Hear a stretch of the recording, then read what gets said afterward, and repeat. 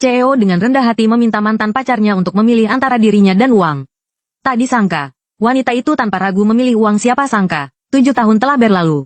Wanita itu tetap saja mata duitan dulu. Orang tua sang CEO bunuh diri setelah terlilit utang ratusan miliar. Seketika, sang CEO dikhianati dan ditinggalkan oleh semua orang. Dia mengira wanita itu akan menemaninya. Namun di saat paling tak berdaya, wanita itu justru meminta putus.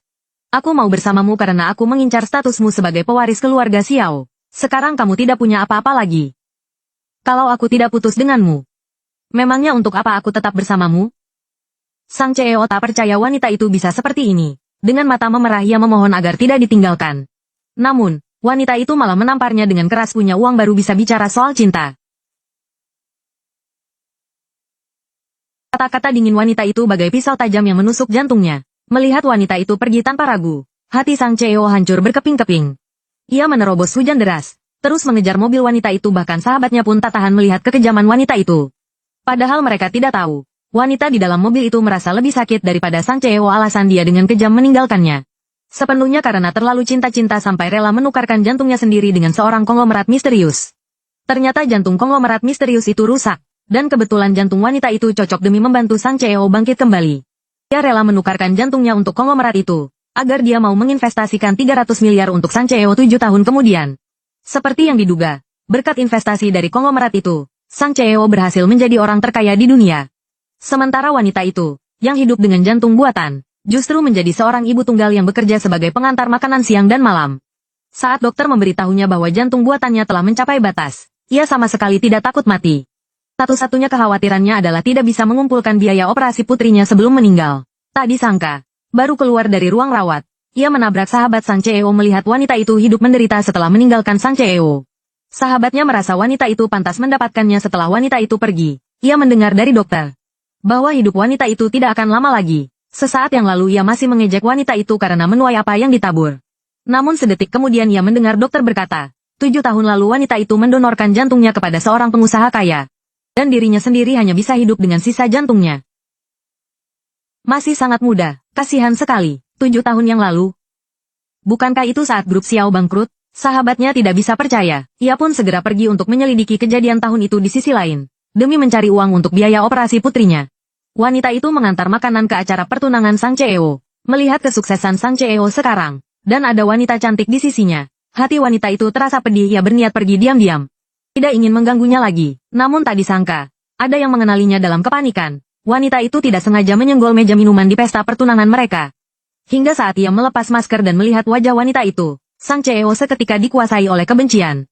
Kata-kata perhatian yang sudah di ujung lidah berubah menjadi hinaan saat melihat wallpaper ponsel wanita itu yang terjatuh. Ternyata masih fotonya bersama sang CEO. Barulah hatinya merasakan sedikit kejutan kecil. Ia merebut ponsel itu, lalu mengeluarkan jam tangan senilai puluhan miliar dan meminta wanita itu memilih. Selama kamu memilih apa yang aku inginkan, aku akan melepaskanmu. Aku pilih jam tangan. Pilihan wanita itu sekali lagi menginjak-injak harga diri sang CEO dalam kemarahannya. Sang CEO membanting ponselnya hingga hancur, tetapi wanita itu tidak punya pilihan lain. Haruskah ia memberitahu sang CEO bahwa hidupnya tidak akan lama lagi? Dan menyeret sang CEO untuk bersedih bersamanya? Melihat wanita itu hendak pergi, ia kembali memanggilnya. Dengan angkuh ia meminta wanita itu untuk meminta maaf karena telah meninggalkannya dulu. Kamu berutang permintaan maaf padaku. Aku mau kamu minta maaf padaku. Katakan kamu menyesal telah meninggalkanku. Katakan kamu menyesali semua yang telah kau lakukan padaku. Jika kamu mengatakannya, aku akan menganggap tidak ada yang pernah terjadi dan membiarkanmu pergi. Asalkan wanita itu mau mengalah sekali ini saja. Sang CEO bersedia melupakan masa lalu. Melihat sang CEO masih belum menyerah, wanita itu sengaja menusuk hatinya. Kalau saja aku tahu kamu punya potensi bisa menjadi orang terkaya di Jiangcheng, seharusnya aku mempermainkanmu lebih lama. Kalau kamu mau memberiku uang sekarang, aku tidak keberatan menjadi simpananmu. Sang CEO yang terpancing emosinya, langsung melempar jam tangan senilai puluhan miliar itu ke kolam renang.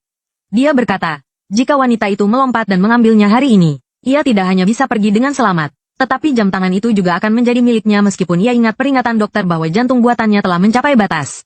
Dan sama sekali tidak boleh terkena air. Tapi putrinya di rumah sakit sangat membutuhkan biaya pengobatan demi anaknya, dan juga untuk benar-benar memutuskan hubungan dengan sang CEO. Ia melompat tanpa ragu. Sementara itu, di rumah sakit, sahabat sang CEO dengan terkejut mengetahui kebenaran masa lalu. Melihat video wanita itu jatuh ke air yang dikirim di grup, dokter sangat cemas. Jantung buatan yang dipakai Du Chenxi tidak boleh terkena air. Sekali rusak, nyawanya akan dalam bahaya. Cepat hentikan mereka. Sahabatnya segera bergegas ke pesta pertunangan. Khawatir Sang CEO akan melakukan sesuatu yang akan disesalinya seumur hidup. Wanita yang berhasil mengambil jam tangan itu sudah pucat pasi. Wanita itu sudah tidak peduli lagi dengan harga diri dan martabatnya. Ia hanya merasa inilah satu-satunya harapan untuk menyelamatkan nyawa putrinya, namun pada akhirnya tenaganya habis. Dan ia pingsan di atas rumput di saat kritis. Sahabatnya datang tepat waktu dan memapah wanita itu. Lalu memberitahukan kebenarannya kepada Sang CEO Xiao Bingqi. Apa kamu tahu? 7 tahun lalu, Du Chen Silah yang menukar jantungnya sendiri demi investasi 300 miliar untukmu. Apa katamu?